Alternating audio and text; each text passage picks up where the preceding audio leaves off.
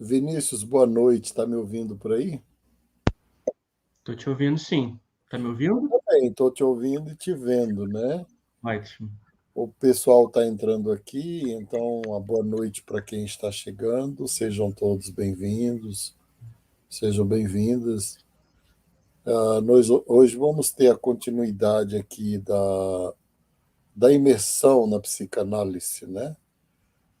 Vou esperar mais aqui um minutinho para poder apresentar o Vinícius. Uhum. Ontem nós tivemos aqui uma noite muito agradável, proveitosa e muito profunda com a Josilda, que falou sobre a sexualidade na clínica contemporânea e da Uhum. psicanálise, trouxe também um pouco da temática do trauma, né, da questão do trauma. Então, estamos aqui já com Sidney, Xaninha, Fernando, pastor Aguinaldo, né, e Vando. Sejam todos bem-vindos, sejam todas bem-vindas. Bem, eu já vou fazer a apresentação do Vinícius, né?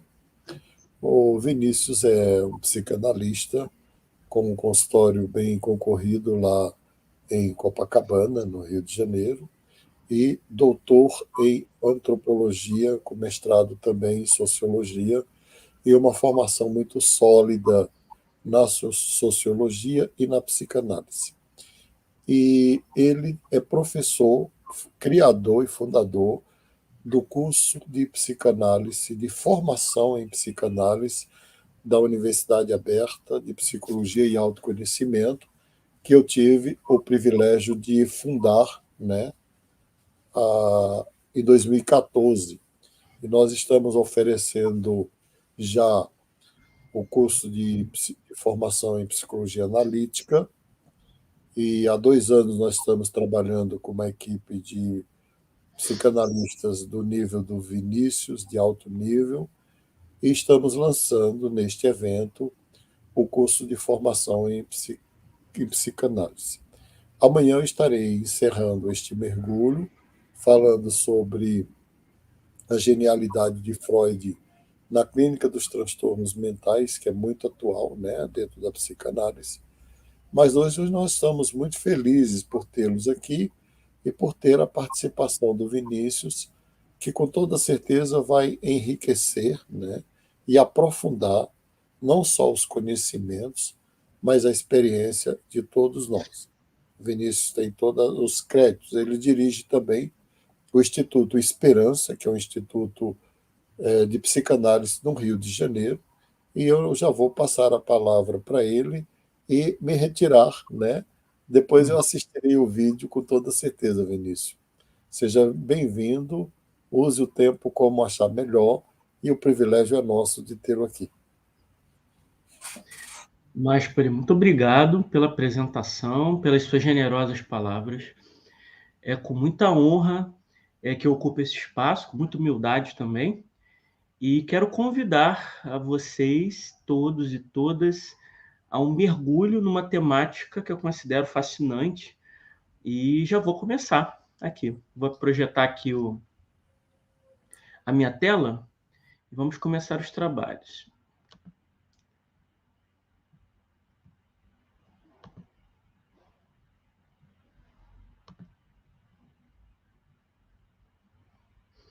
Deixa eu colocar aqui.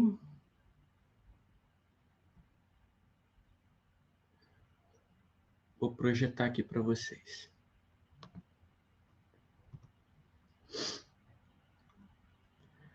Nosso tema nessa noite é do amor líquido ao amor simulacro, novas demandas e experimentações amorosas a partir de um olhar da psicanálise contemporânea. De vez em quando eu vou parar um pouquinho o slide e vou dar uma olhada no chat, ver se alguém tem alguma questão, né? alguma dúvida, alguma colocação, para dar espaço para que vocês também possam participar. Bom, gostaria de começar falando sobre as demandas da clínica contemporânea, clínica psicanalítica, evidentemente. Quando falamos das demandas da clínica contemporânea, devemos pensar nas transformações da psicanálise a partir das primeiras, né, as primeiras, né, e as novas demandas.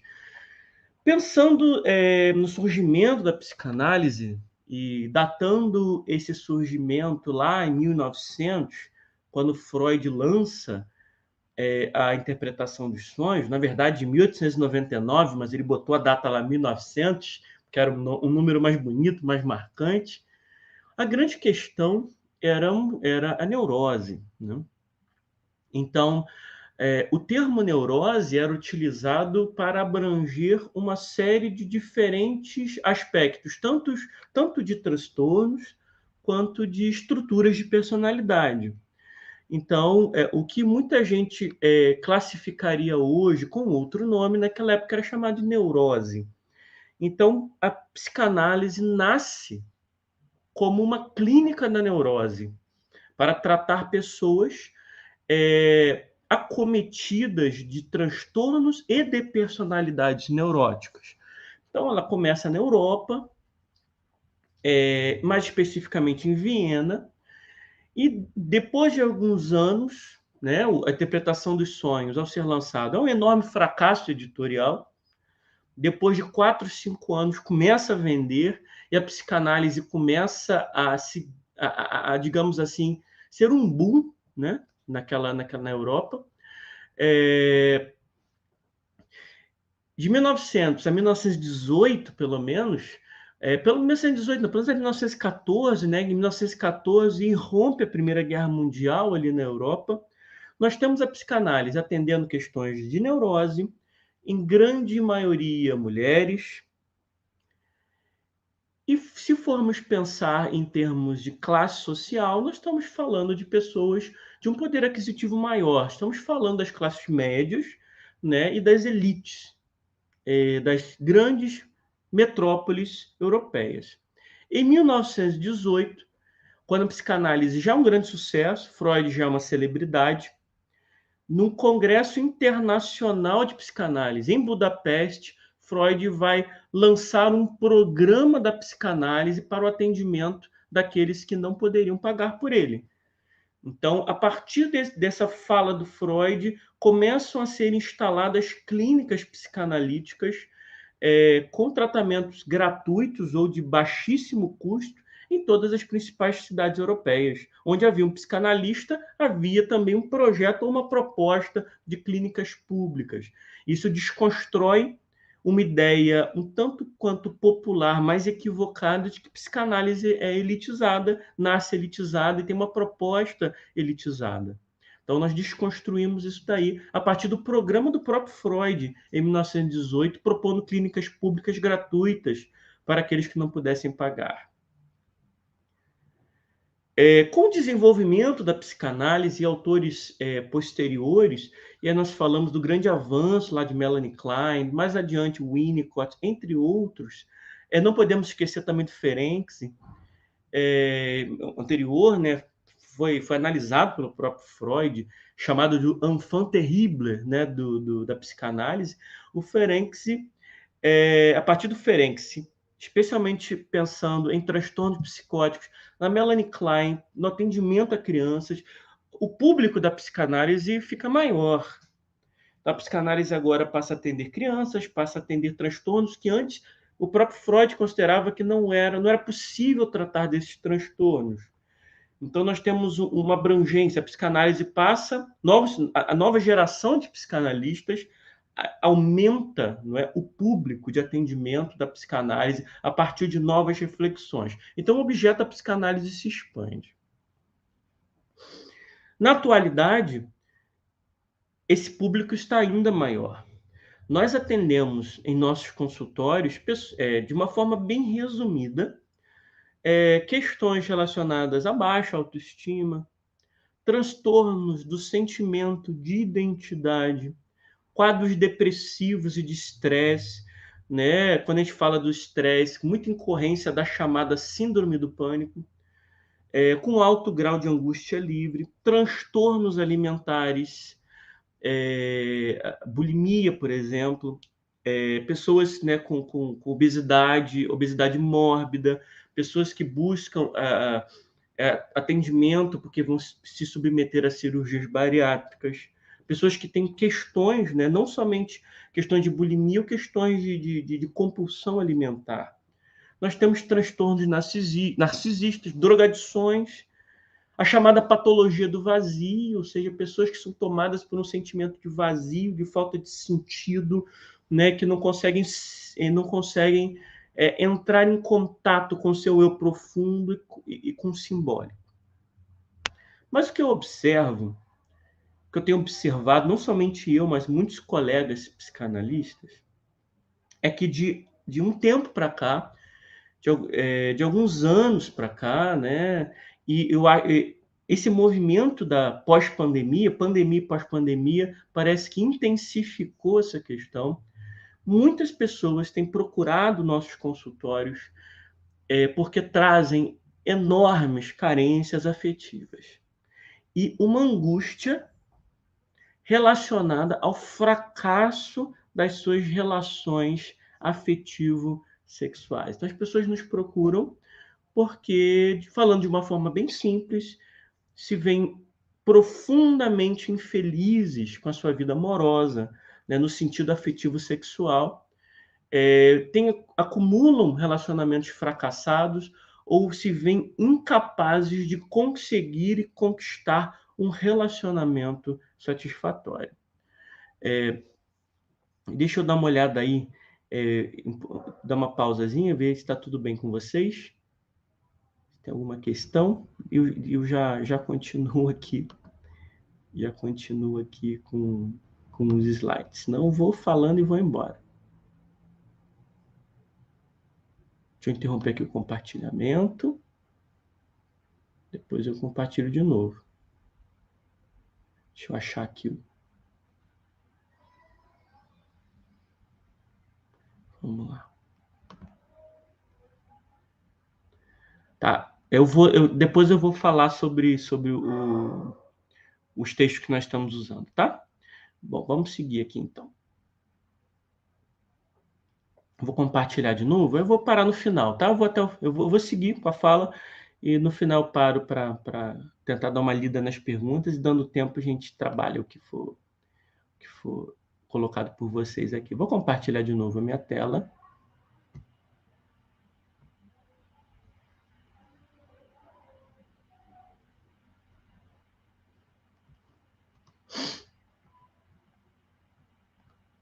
Bom.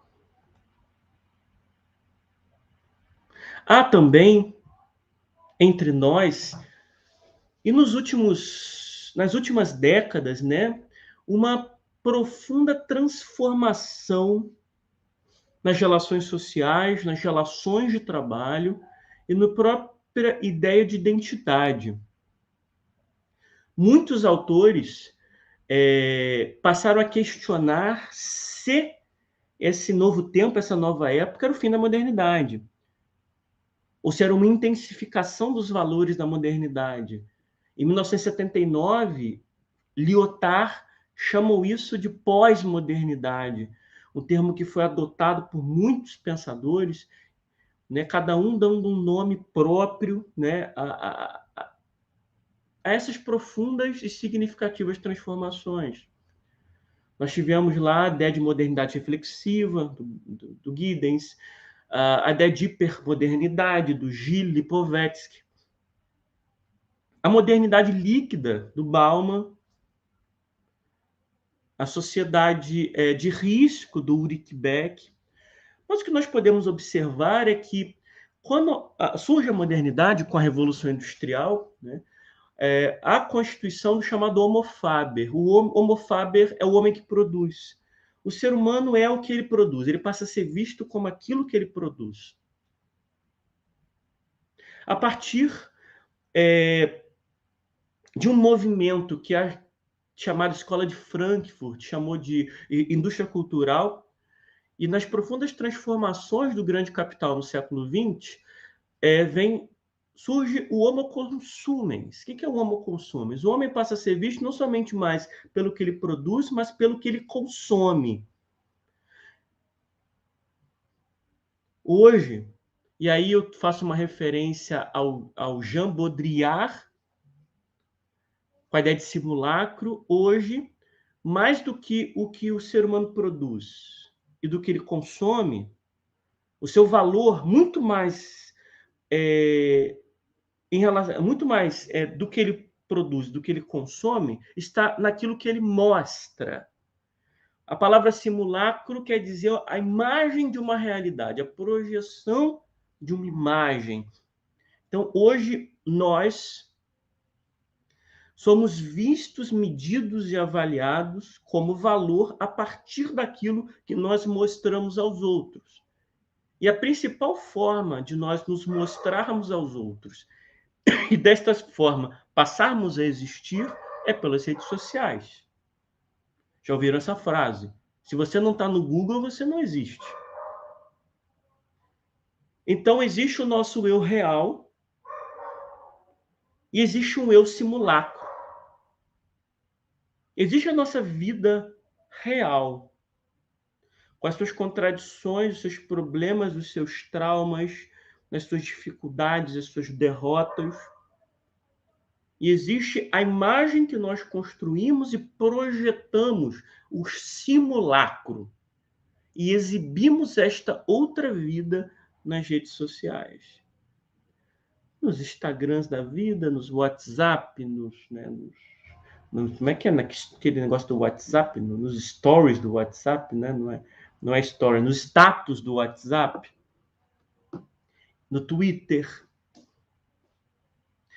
E é evidente que há uma enorme contradição entre aquilo que é real e aquilo que é simulacro.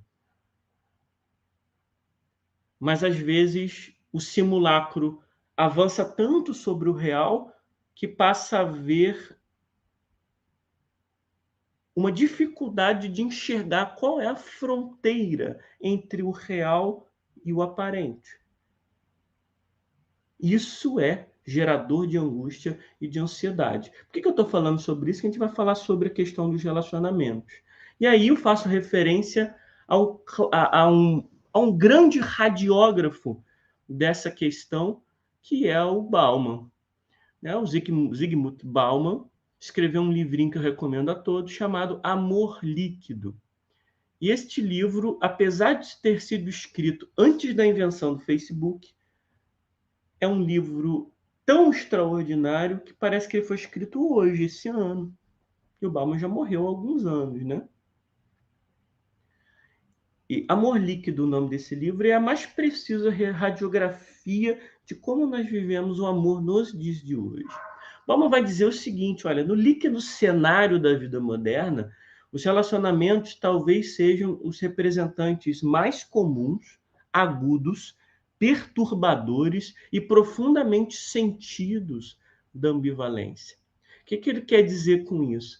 Ele quer dizer que esse sentimento de deslocamento, de falta de identidade, de angústia, ele é especialmente sentido e vivido nos relacionamentos afetivos.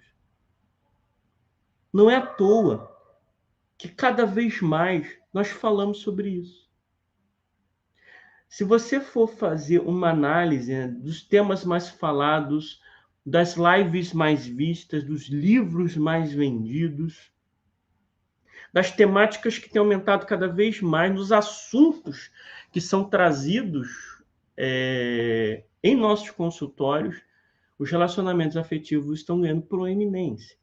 Parece que esse é um tema que foi promovido, é um tema central. As pessoas têm falado muito sobre isso, têm pensado muito sobre isso.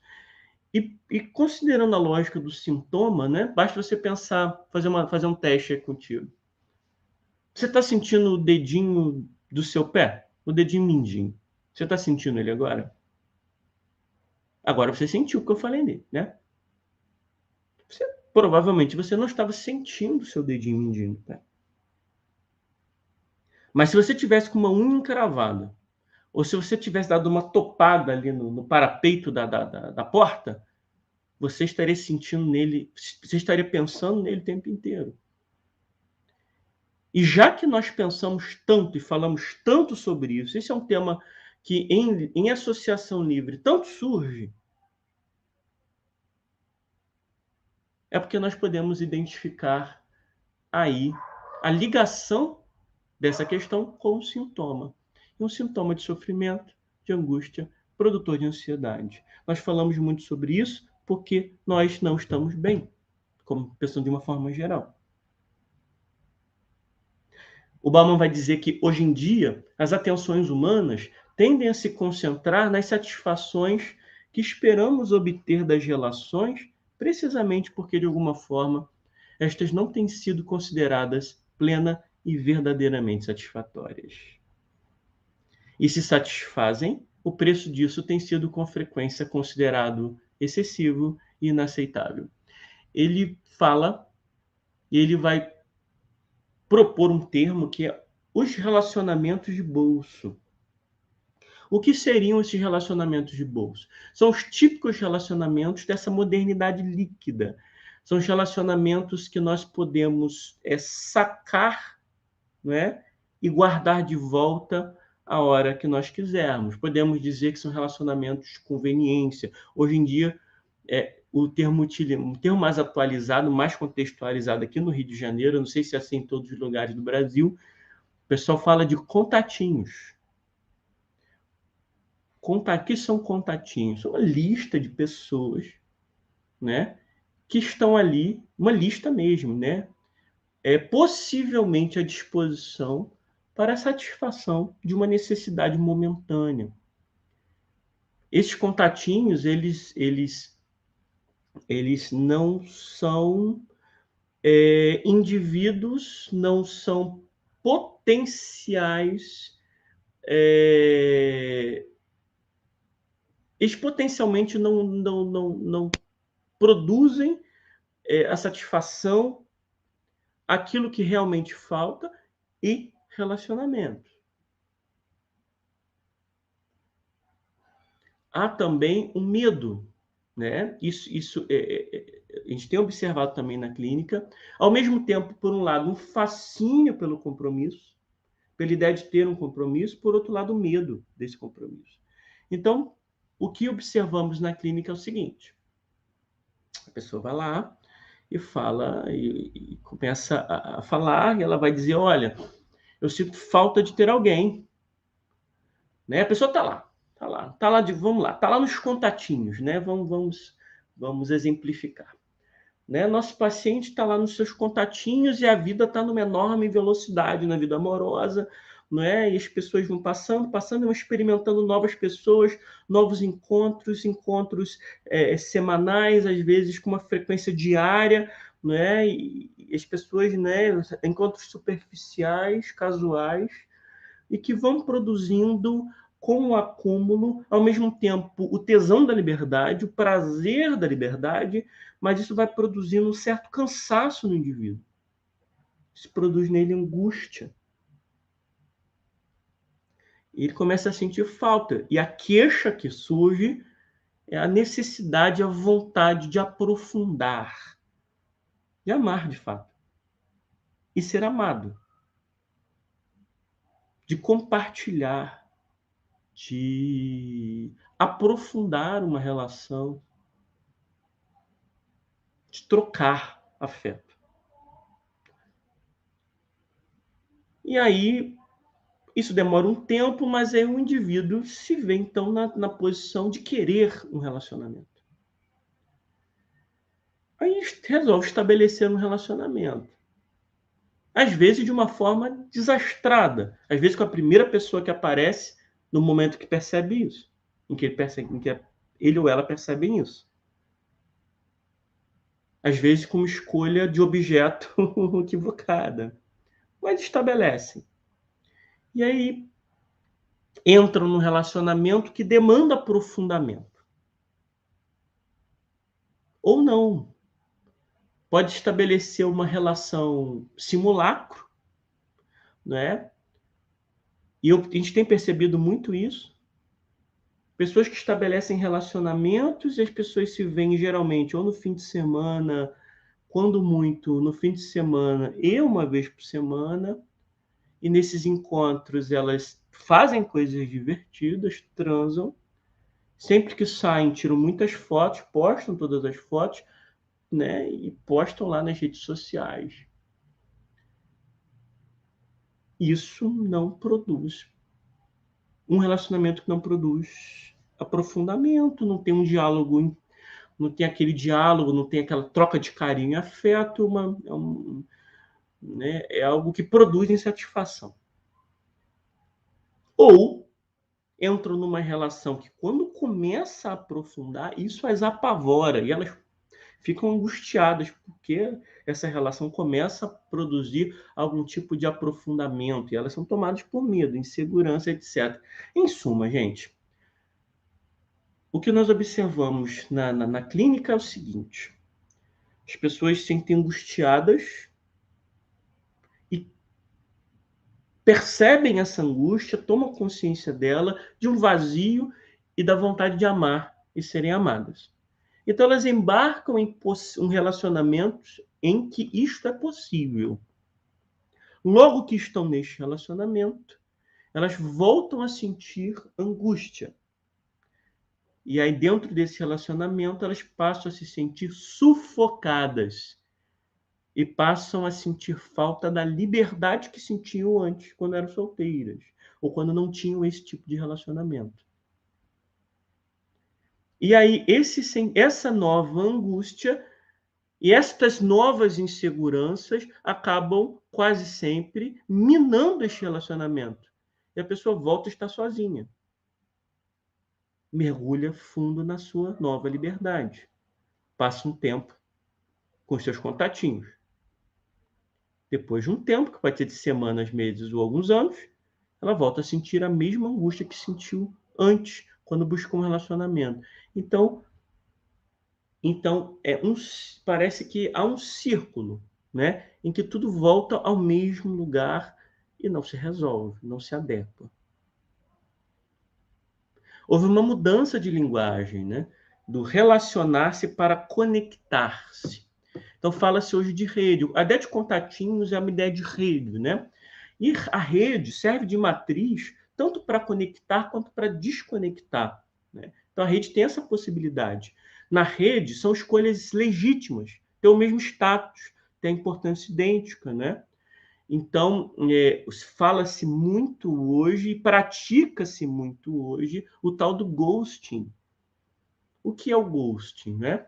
O ghosting é simplesmente desaparecer da vida de alguém, né, quando a pessoa não preenche mais as expectativas da sua demanda. Pode ser um ghosting leve, moderado ou intenso, né? O ghosting leve quando a pessoa passa a demorar mais a responder ou a não responder mais as mensagens. O moderado é quando a pessoa, né, ela definitivamente para de responder as mensagens, né? Você tá ali nos contatos dela, até curte suas fotos, etc. Mas só isso. Ou aquele mais intenso, quando além de fazer isso tudo, a pessoa bloqueia das redes sociais, bloqueia o WhatsApp e você fica absolutamente impossibilitado de falar com a pessoa. Então, tanto a prática de ghosting como agente que pratica, como aquele que sofre, isso tem produzido questões muito, muito problemáticas para as pessoas. Então, isso tem produzido alguns traumas e também um caso, é um tema de análise, né? A prática, aquele que o faz. Né? O fato é que as possibilidades românticas surgem e desaparecem de uma forma cada vez mais veloz, sempre com a promessa de ser a mais completa e satisfatória. Bom, se os compromissos são irrelevantes, quando as relações deixam de ser honestas e parece improvável que se sustentem, as pessoas se inclinam a substituir a parceria pelas redes. Então, a questão é estar em movimento, né? Estar em movimento. E diante do sinal de qualquer insatisfação, de qualquer frustração, de qualquer não preenchimento das expectativas, as expectativas, as pessoas são descartadas e trocadas, como se fossem de fato um produto on demand, né? Em que você está assistindo uma série, a série começa a ficar meio monótona, meio repetitiva, você troca, abandona e parte para outra.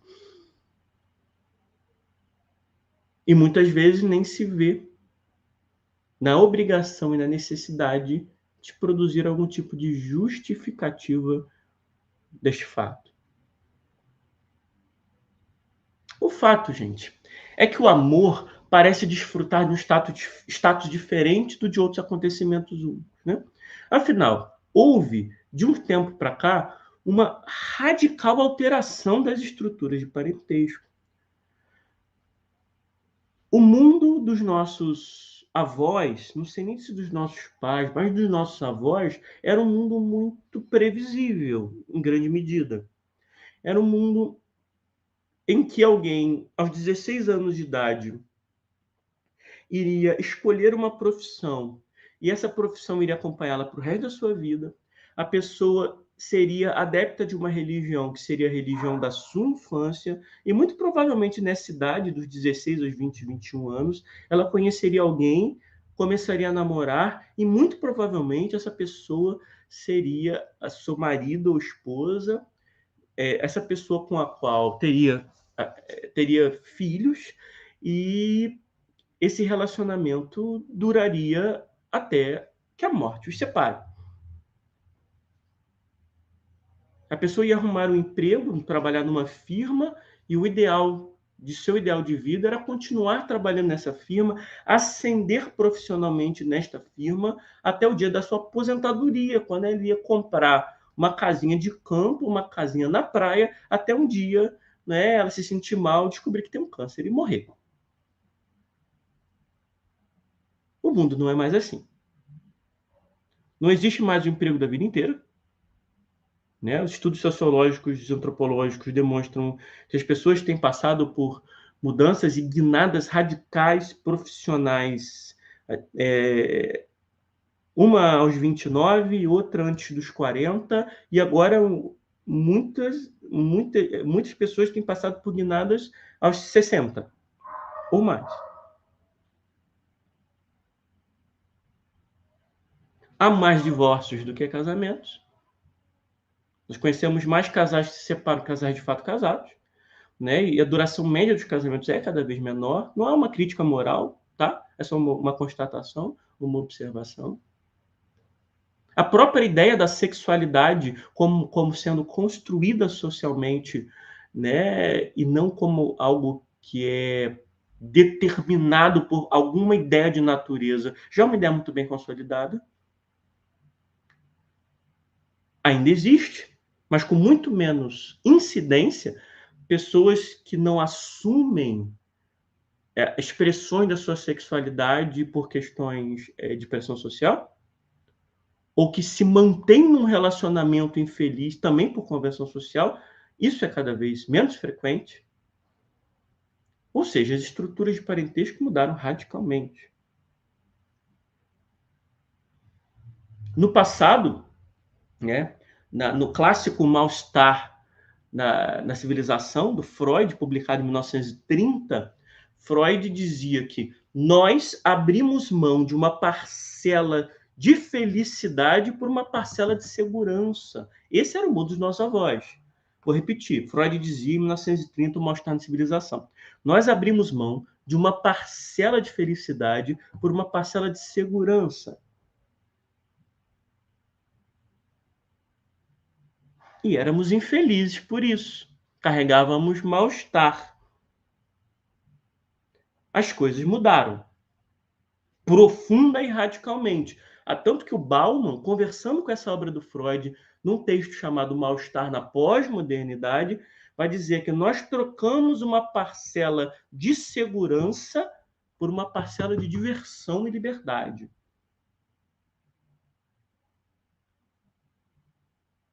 Nós somos mais livres hoje do que éramos no passado. Contudo, os elevados padrões de amor foram baixados. E nós não estamos mais felizes do que os nossos avós. Não vou dizer que estamos mais infelizes, livres, com os contatinhos, com as milhões de possibilidades e com os relacionamentos de bolso, do que em relacionamentos estruturalmente rígidos, infelizes, que duravam décadas. São apenas infelicidades diferentes. Não estou dizendo que é melhor ou pior. Não estou dizendo que houve uma piora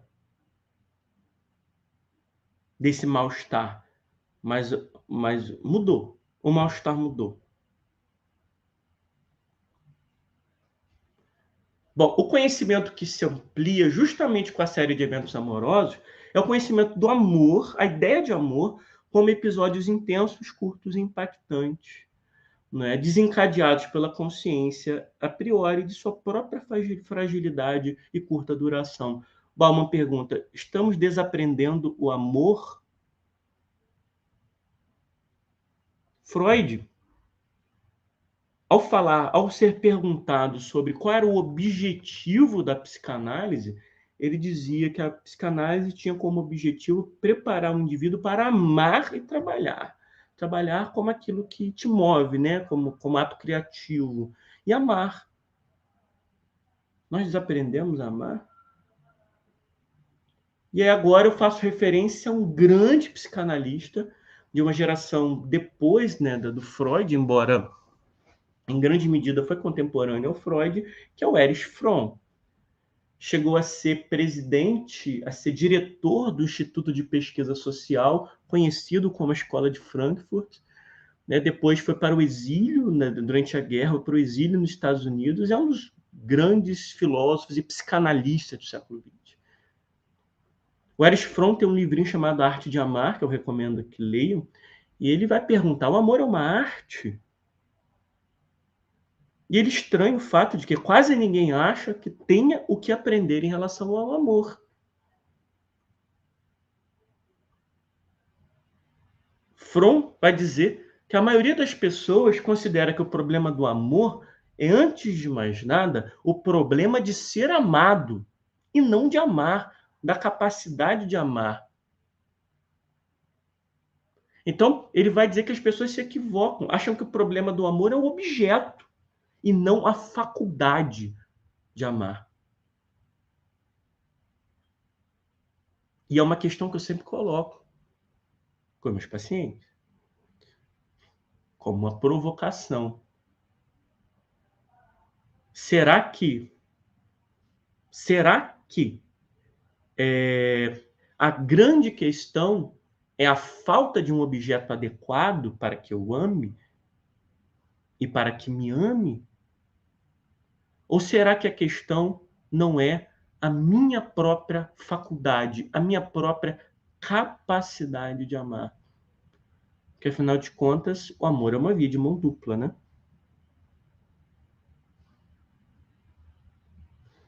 O fato interessante, assustador, e o Fromm chama atenção disso, que é pouco provável que haja outra atividade, outra empreitada que comece com tamanhas esperanças e expectativas e que, no entanto, fracasse tão regularmente quanto o amor. É muito difícil, não é? Claro que existe, mas é muito raro nos dias de hoje alguém que possa dizer que nunca fracassou em algum momento da vida, né? Que o amor ou a decepção amorosa nunca lhe causou luto. E o luto do amor é um luto de morte. Tem um livro clássico sobre isso, chamado A Separação dos Amantes, de um psicanalista brasileiro chamado Igor Caruso. É um livrinho esgotado, raridade, mas é uma obra-prima da psicanálise brasileira. A separação dos amantes. Ele faz uma análise exatamente da separação, do luto da separação, dos motivos da separação. E ele fala que é um luto de morte. Porque é um luto de morte porque é um luto que vê o outro morrendo dentro de você e é um luto de morte também que vê a sua imagem morrendo no outro. Então o outro morre em você e você morre dentro do outro. É um luto de morte. Precisa ser elaborado, né? conforme lá, né, também a outra obra clássica do Freud, Luto e Melancolia. O Fromm propõe, então, que nós examinemos os motivos desse fracasso e o significado do amor. Para ele, amar é uma arte. E essa é uma questão interessante para nós pensarmos, né? Apesar do profundo anseio por amor, diz ele, quase tudo é considerado mais importante que o amor. O sucesso, o prestígio, o dinheiro, o poder, quase toda a nossa energia é empregada em aprender a alcançar esses objetivos e quase nenhuma em aprender a arte de amar.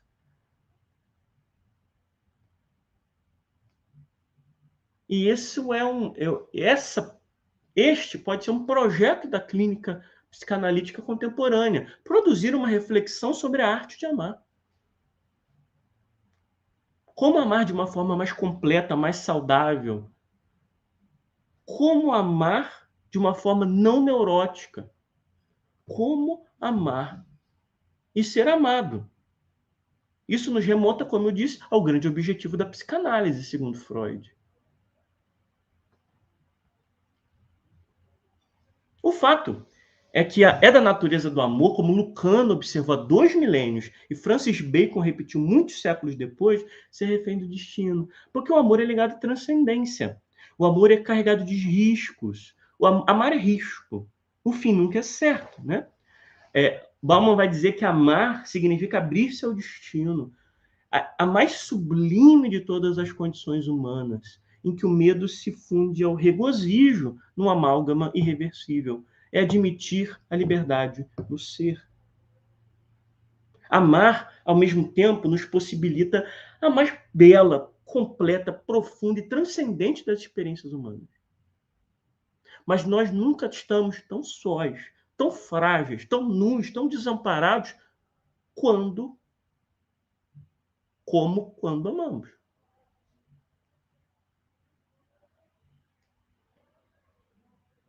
A questão é que a nossa sociedade de consumo nos vendeu a ideia do amor como um produto de consumo.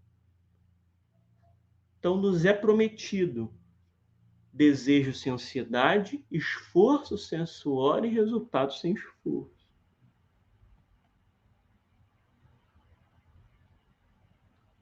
Amar e aprender a arte de amar é o aprendizado de uma arte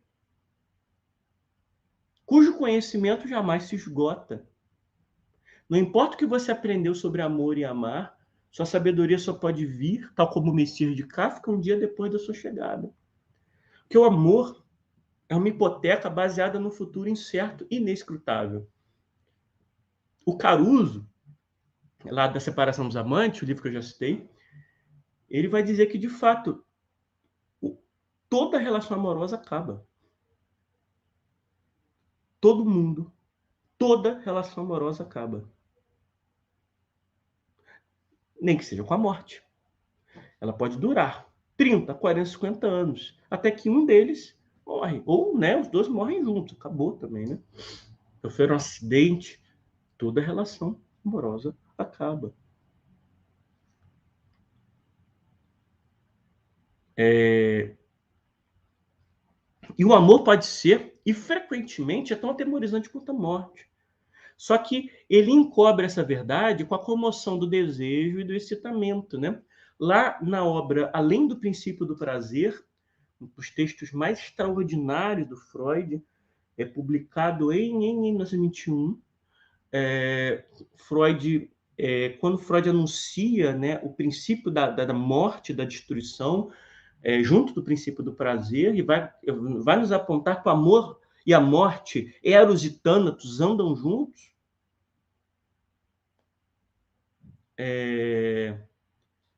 Existe essa relação, né, do amor, do Eros com Thanatos, do amor com a morte. Não é à toa que os franceses chamam o orgasmo de petit mort, pequena morte.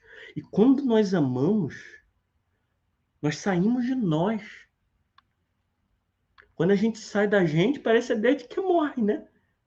A gente sai da gente para se fundir no outro. E aquele que era antes morreu. que vem um ser novo.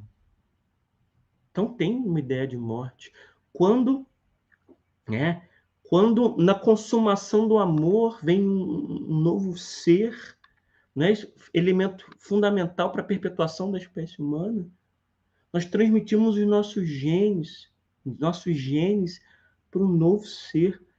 Ao mesmo tempo é uma nova vida, é o anúncio do fim da nossa. Porque quando fazemos isso, a natureza nos aponta que aquele serzinho continua. Ele está subindo a ladeira, a gente está descendo a ladeira. Onde há dois, não há certeza. E quando o outro é reconhecido como um segundo, plenamente independente, soberano, e não uma simples extensão, eco, ferramenta ou empregado trabalhando para mim, o primeiro, a incerteza é reconhecida e aceita. Ser duplo significa consentir em determinar o futuro. Amar significa concordar com a indefinibilidade do futuro. Bom, sobre as relações de bolso, né? Elas são assim, como eu havia dito, porque você as guarda no bolso. Eu já falei um pouco sobre isso, né? Ela é doce, de curta duração, ela é a encarnação do instantâneo, da disponibilidade, né? Lá nos aplicativos de relacionamento, né? Os Tinders, né? E afins, né? Onde a escolha do objeto é feita com uma lógica bastante utilitária, né? Então, a questão é estar no controle. É nada de apaixonar-se, né? Porque apaixonar-se corre risco, né? E o desejo, no sentido mais profundo, como aquilo que nos move intimamente, ele arrebata, isso é um risco. Então, o desejo tem que ser calculado, né? Com prós e contras, como se você tivesse... quando você vai investir... Hoje fala-se sobre investir numa relação como se você estivesse investindo num fundo de investimentos ou no fundo de ações. Olha, esse aqui tem mais riscos, esse tem menos riscos, mas vamos ver qual que me dá uma maior rentabilidade, né? Então, a própria linguagem econômica, a linguagem no mercado, ela vai sendo transmitida para os relacionamentos. Isso é um tanto quanto assustador. Mantenha-se do jeito que é, né? Aquela, né? Eu sou assim, né? Aquela, o pessoal fala da síndrome de Gabriela, mas eu sempre lembro da música do Paulinho da Viola. Eu sou assim, quem quiser gostar de mim, eu sou assim. Não sei se vocês conhecem, o nome da música, se não me engano, é Dança da Solidão. Mantenha-se do jeito que é. Se notar alguma coisa que você não negociou e para o qual não liga, qualquer inconveniente, é hora de meter o pé, seguir adiante, passa para o próximo contatinho, né? E é o tráfego que sustenta todo o prazer e também produz a angústia, o vazio e a ansiedade. Temos então aí, e aí eu vou caminhando já para nossa conclusão, 3 projetos fadados ao fracasso. Primeiro projeto fadado ao fracasso é o projeto de fusão. Gente, o amor traz consigo a unidade, mas não pode ser uniformidade. Quando duas criaturas ou mais, né, se amam, ali acontece um projeto de unidade. Tentando lembrar da sabedoria antiga, né? Lá pensando na sabedoria judaica, né? Quando fala lá no Gênesis, né? Deixa o homem, o pai e a mãe, se une à sua mulher e serão ambos uma só carne. Uma só carne, unidade. Platão dizia lá no Banquete que o ser humano originalmente era composto de 2 cabeças, 4 braços e 4 pernas. Então ele era partido ao meio e cada metade era lançada num canto da terra. O que é amar? Amar para Platão é encontrar esta outra metade para reencontrar a unidade perdida.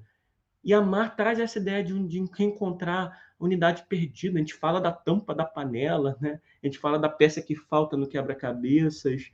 É um projeto de fusão. Você lembra da música do Chico? Quero ficar no teu corpo feito tatuagem. Mas o grande mistério e o que há de mais sublime no amor é que, ao mesmo tempo em que há unidade, há diversidade. É uma unidade na diversidade, porque estes seres continuam sendo dois seres. Então, a unidade não pode ser a mesma forma. Eles não podem ocupar o mesmo espaço. Eles não podem ter um projeto, né, de anulamento um do outro. Eles continuam sendo diferentes, sempre diferentes. A própria biologia os fez diferentes. Então, o projeto de fusão, ele confunde a unidade com a uniformidade. Isso é um projeto fadado ao fracasso. O outro projeto é o projeto antropofágico. Antropofagia é aquela prática de, né, observada em algumas tribos antigas, de comer o outro, literalmente, para apropriar-se da sua energia e do seu poder, pensando em antropofagia aqui, evidentemente, no sentido simbólico. Já falei da relação entre Eros e Thanatos, né? Esse projeto antropofágico, uma das partes ou ambas as partes querem simbolicamente devorar o outro para tomar a sua energia para si. São aquelas relações em que só é possível um sobreviver. Porque é tamanha a demanda, é tamanha a necessidade de devorar o outro naquilo que ele tem de melhor, em toda a sua grandeza e energia, que essa relação inevitavelmente rui e acaba. Porque não sobra mais nada depois que o outro é devorado. Só fica um vazio. O outro projeto fadado ao fracasso é o projeto narcisista de transformação do outro on demand. Esse projeto narcisista pode assumir duas possibilidades. Primeiro, o projeto narcisista do espelho. O que é o projeto narcisista do espelho? É entrar numa relação, estabelecer, então, um plano de transformação do outro para que o outro seja exatamente igual a mim. E tudo no outro que é diferente de mim, eu não vejo como algo que me completa, mas que me ofende.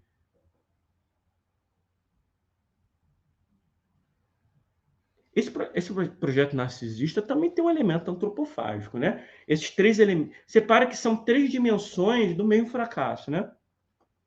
O outro projeto narcisista é o projeto narcisista do anti-espelho.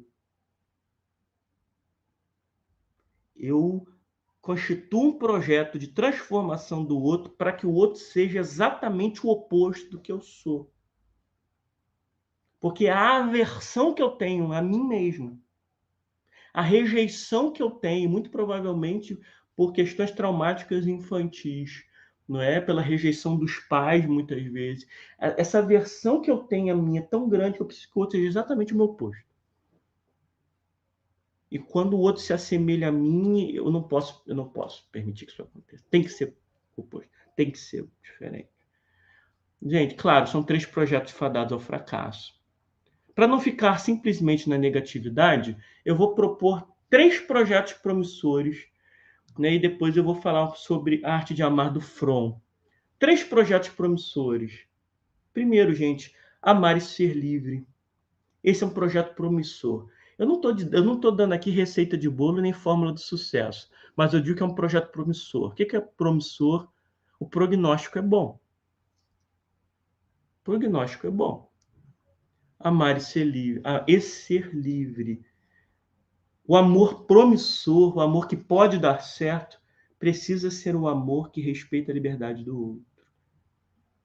Não é um amor que aprisiona, que coloca o outro numa jaula, mas é um amor que respeita a liberdade do outro. E eu não estou falando aqui de tipos de relacionamento. Hoje nós recebemos na nossa clínica contemporânea pessoas que são adeptas de relacionamentos não monogâmicos. O importante é que os acordos sejam cumpridos. Mas nós também observamos muitas vezes, né, que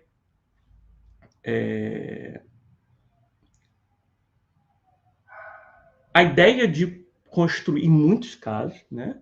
Porque geralmente quando vai para a clínica é porque está insatisfeito com alguma coisa, né? Então, geralmente quem está muito feliz, está perfeito, isso daí não vai procurar a gente, né? Você vai procurar a análise porque tem algum sintoma. Vão procurar porque resolveram virar adeptas de relacionamentos não monogâmicos, abertos, só que também tem produzindo enorme satisfação. Traz outras questões, traz outras ansiedades. Mas quando eu falo de liberdade, eu estou falando de liberdade existencial, para que o outro seja o outro. Segundo projeto promissor, amar como radical respeito ao self do outro. O amor precisa ter um respeito profundo e radical ao que o outro é. Ainda mais, jamais empreender um projeto de transformação do outro. Daquilo que é essencial ao outro, tá, gente? É o self, aquilo que é essencial, aquilo que define o que é o indivíduo. Não estou falando de práticas morais, comportamentais duvidosas ou eticamente problemáticas, tá? O outro projeto promissor é amar como atividade criativa contínua. Ou seja, o amor é uma arte que precisa ser aprendida, não é alguma coisa que vem pronta e acabada. Ela precisa ser inventada e reinventada a cada dia. O amor tem fases e processos ao longo de uma relação. O amor dos 6 primeiros meses é diferente do amor de 1 ano, é diferente do amor de 2 anos, é diferente do amor de 5 anos, é diferente do amor de 10, 20, 30 e 40 anos. Este amor precisa estar sendo o tempo inteiro novamente inventado, criado, continuamente. Amar, em grande medida, é decidir amar. Amor não como sentimento, mas como ato da vontade. São 3 projetos promissores. E o que o amor precisa, segundo Erich Fromm? Ele precisa de cuidado, primeira coisa. O amor é a preocupação ativa com a vida e o crescimento do que amamos. Amar é cuidar. Não pode haver amor sem expressão de cuidado. O amor, quem ama se preocupa com a vida e o crescimento daquele que ama. O amor precisa de responsabilidade. No amor entre adultos, eu gosto muito de quando Erich Fromm diz isso, nós nos responsabilizamos pelas necessidades psíquicas do outro. Lembra muito aquela frase tão bonita, né, do Pequeno Príncipe, que nós nos tornamos eternamente responsáveis por aquilo que cativamos.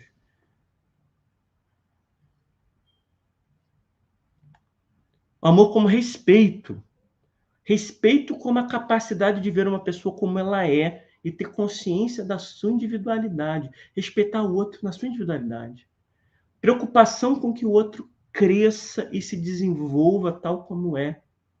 A ausência de exploração, seja ela financeira, seja ela emocional.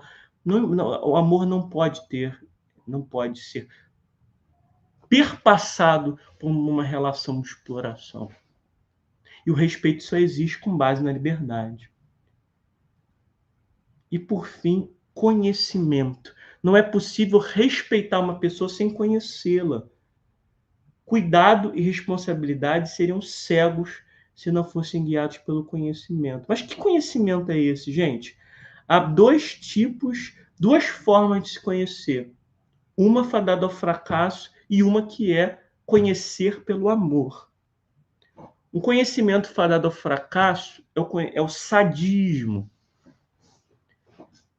O sádico quer conhecer o outro. O sádico, sabe como, falando em termos literais, tá? Pensa simbolicamente, o sádico, para conhecer o outro, ele pega um bisturi e abre o outro para ver o que está acontecendo ali dentro. E tem gente que faz isso simbolicamente. O sádico precisa ver o outro sofrer, torturar, forçar o outro a trair seu segredo sofrendo. Lembra a música do Zé Ramalho? E nas torturas toda carne se trai. mas conhecer... detalhe, né? Ainda assim, esse é um conhecimento incompleto, do amor também. Conhecer pelo amor é quando o desejo de conhecer é saciado pela união. No ato de amar, de me dar, no ato de penetrar o outro, eu me encontro, eu me descubro. Eu descubro a mim e ao outro, eu descubro o humano.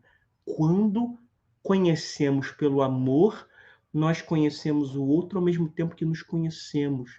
Nos conhecemos melhor quando amamos e a partir do conhecimento que estabelecemos do outro.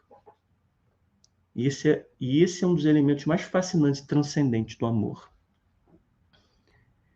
Eu vou concluir vou fechar agora o último ponto, né? São 9 horas.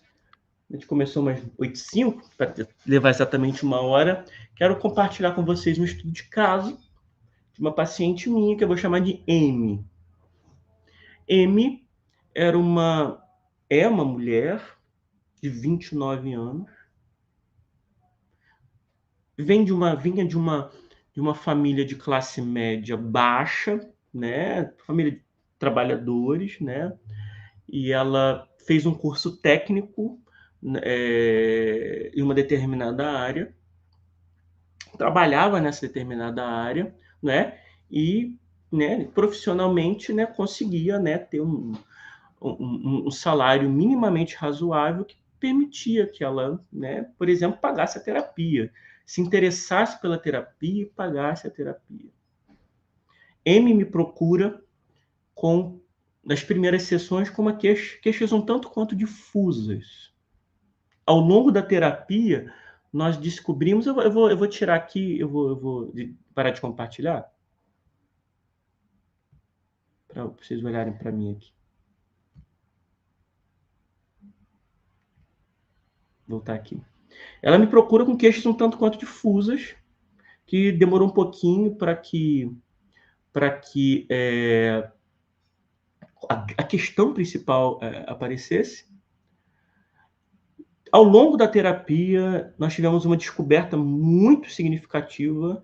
Ao longo da terapia, nós descobrimos que ela era adotada. Isso foi escondido da família dela.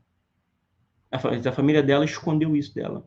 Então, esse foi um evento importante na terapia, né? Isso nos levou a uma série de reflexões, né, da sua relação com a mãe, que era extremamente problemática, da sua relação com o pai, mas a queixa principal dela, já que eu escolhi estudo de caso para tratarmos, dizia respeito ao que ela entendia como uma incapacidade de amar e ser amada.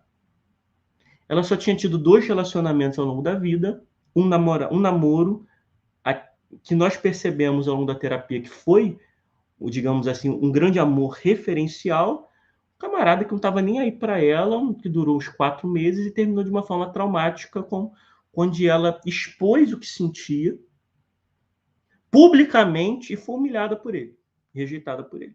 Isso produziu um trauma enorme. Logo depois ela conheceu uma outra pessoa, e casou, teve uma filha e ficou 10 anos com esse indivíduo e tinha acabado de se separar.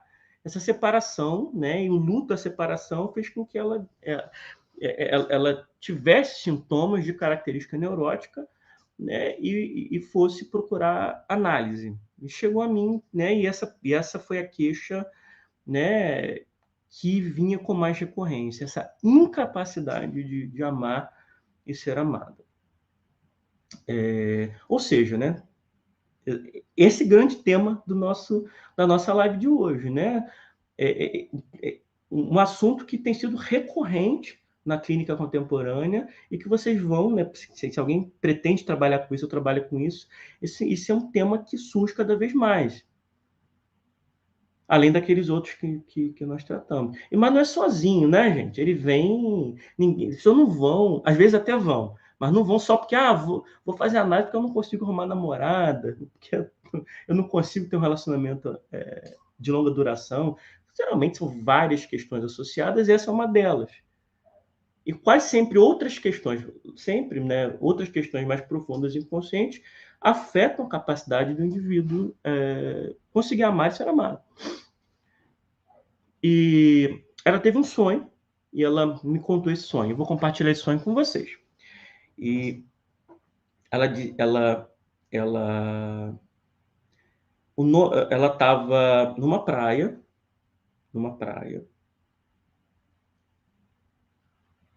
e nessa praia, ela estava caminhando numa praia, e ela escutou uma voz que a chamava dentro do mar. E esse paciente tinha muita resistência. Os mecanismos de defesa dela eram muito fortes, né? E estava naquela usando o linguajar lacaniano, ela estava aquele típico caso do paciente gozando com o próprio sintoma. O sintoma produzia gozo, né? Então, como ele produz gozo, é difícil a pessoa se livrar daquele sintoma, né? Então, como terapeuta, tem que dar um jeito, né? Tentar diferentes formas de acessar aquilo que os mecanismos de defesa estavam impedindo que surgisse para o consciente. O sonho fez isso. E ela disse que no sonho ela resolveu ir ver que voz era essa que a chamava. E essa voz a chamava dentro do mar, e ela estava do lado de fora do mar, sofrendo e chorando. E ela dizia ao longo da análise, ela trazia questões também de identidade, né? De dizer que não sabia quem ela era de fato, muito provavelmente relacionada à questão da adoção, né? Que ela descobre ao longo do processo. E ela então resolve ouvir a voz. Olha que interessante. Ela resolve ouvir a voz que a chamava no mar, e ela entra um pouquinho no mar e dá de cara com alguém que a chamava, e esse alguém era ela mesma. Só que aquela que estava no mar estava muito feliz, estava radiante, emanando felicidade e alegria. E a chamava, dizendo: venha, venha, venha. Não vou dizer o nome do paciente, evidentemente, mas o próprio nome da paciente, com uma combinação e uma aliteração, traz a ideia de mar.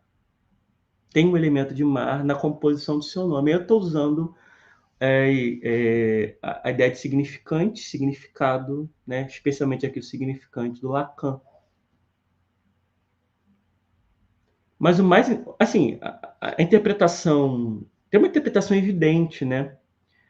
Que é pensando no mar no mar, né, como um símbolo do inconsciente,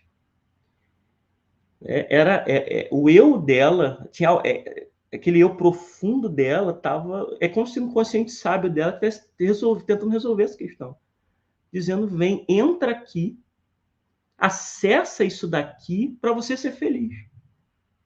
O sonho dela está dizendo isso. Entra aqui, acessa aqui, porque você pode ser feliz. Você tem que acessar, entra, vem aqui. Aqui é o caminho da sua felicidade. Sai desse espaço racional consciente, mergulha aqui comigo. Que era o convite que eu fazia para ela, né? De diversas formas, né? Mergulha aqui.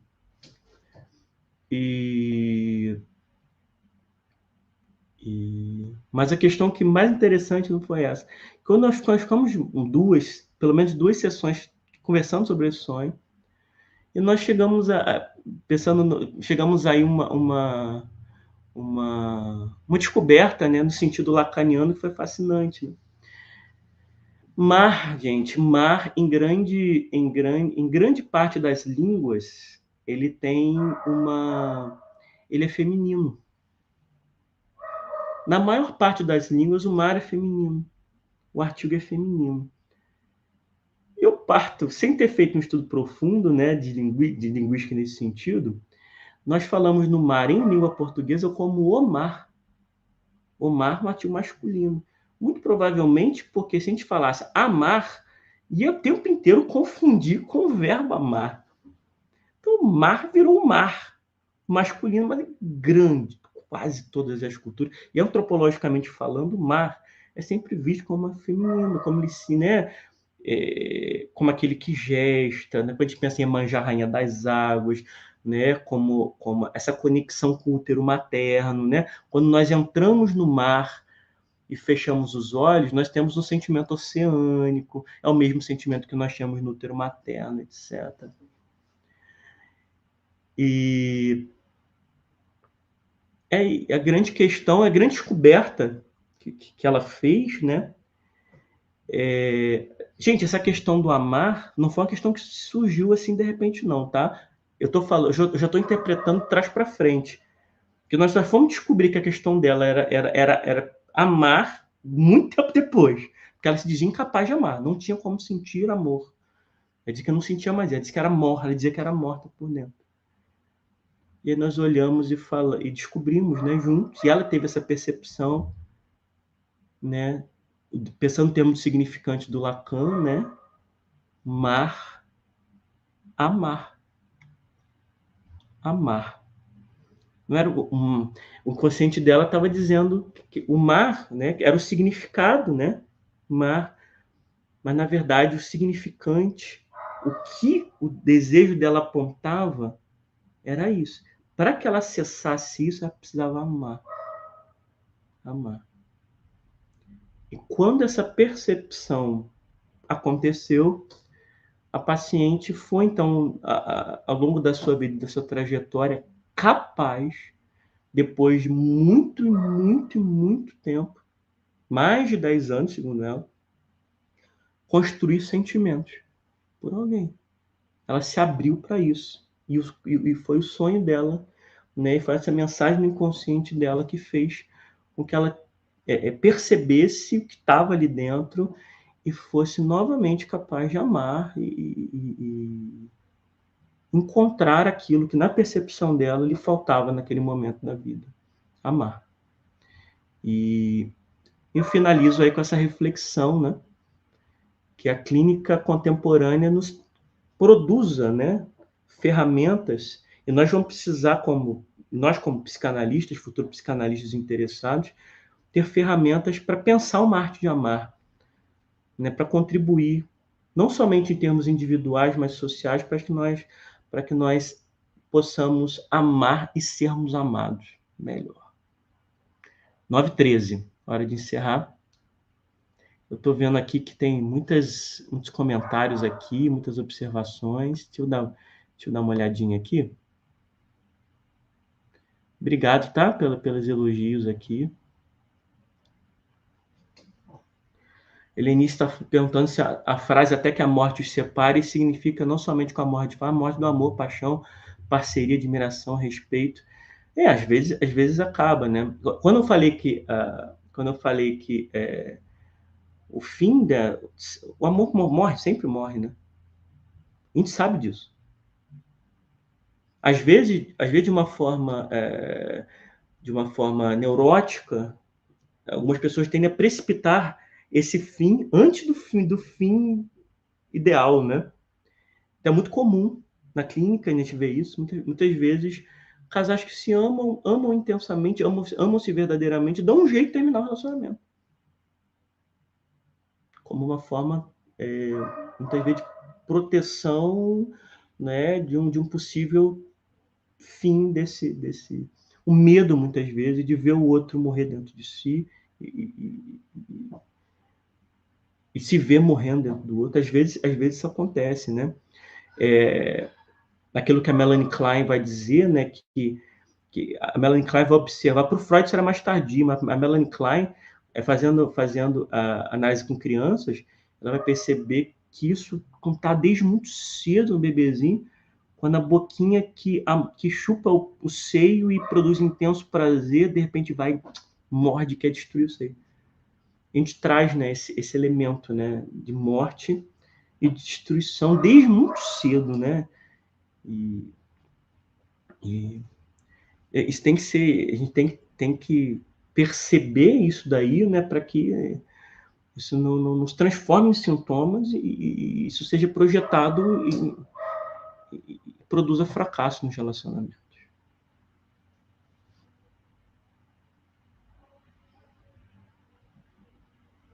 Bom, vamos encerrar então, né? Obrigado pela presença de todos, todas. Eu queria só compartilhar mais uma coisinha aqui que eu esqueci a última tela. Deixa eu passar aqui minhas redes sociais para vocês. Eu esqueci de passar aqui no finalzinho. Meu Instagram é esse daqui, ó, Vinícius Esperanca Lopes. É um perfil profissional. Se quiser me seguir, pode me seguir. Eu sou criador de conteúdo, estou sempre postando alguma coisa interessante lá no Instagram, já tem bastante seguidores, as pessoas têm gostado lá dos conteúdos. Se te interessar, quiser me seguir, Vinícius Esperanca Lopes, e o Instagram do Instituto Esperança é esperanca.instituto. Eu tenho um canal no YouTube chamado Arte do Bem Viver, onde eu posto vídeos, né, que trato de estes assuntos e outros, né? Em um deles, eu estou fazendo uma série de vídeos sobre o livro Arte de Amar, do Ovídio, um clássico da literatura universal. Eu estou produzindo uma série de vídeos sobre eles. Então, se você achar legal, dá uma olhadinha lá. Se assistir o vídeo, quiser curtir, compartilhar, fique à vontade.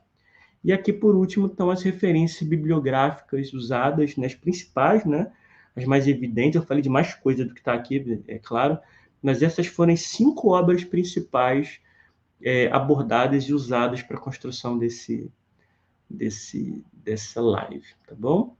Obrigado a todos pela presença, pela participação, e fica aí um abraço, e podemos nos encontrar aí. Eu sou professor do curso, né, de psicanálise da Uniaberta. Nós vamos abrir a primeira turma agora. Eu sou professor de psicopatologia 1 e 2, psicopatologia geral espacial especial 1 e 2, e psicossomática. E se vocês quiserem fazer o nosso curso, né, nós nos encontraremos em sala de aula virtual ou presencial. Será um prazer encontrá-los lá. Um abraço a todos, viu?